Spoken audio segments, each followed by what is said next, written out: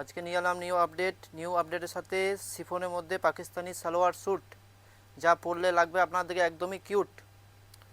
তা এখানে আছে তিনটে কালার, একটা হচ্ছে মেরুন, একটা বটল গ্রিন, একটা পার্পেল। যেমন এখানে তিনটে কালার দেওয়া আছে, বাইরে একটা কালার লাগানো আছে ব্ল্যাক, যা এটা সাইজ আছে ডাবল এক্সেল। যেনারা কমেন্ট করেন যে ডাবল এক্সেল আছে কি নেই, এর মধ্যে ডাবল এক্সেল এসে গেছে। হ্যাঁ, চলেন একটু দেখে।